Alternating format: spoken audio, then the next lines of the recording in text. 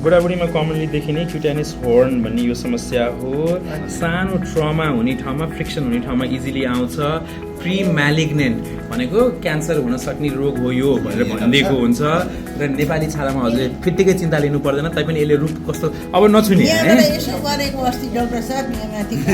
वीर नेपाली गोर्खे एकजना पनि वीर नभएको छैन नेपाली, सब खतरनाक। अनि मैले हेर्ने पासले पनि तपाईँको यो धेरै दुःख भयो उकिन्छ के भनेर त पनि हाम्रो बजुलाई खुकुरी दिएर इन्डियाले अट्याक गर्यो भने मैदानमा राखिदिनु पर्छ है।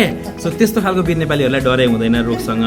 तर पनि ढिलो भन्दा चाँडै डक्टरकोमा आएको राम्रो भयो। आज म यसलाई हटाइदिन्छु, रिमुभ गरिदिन्छु, धेरै डराउनु पर्दैन।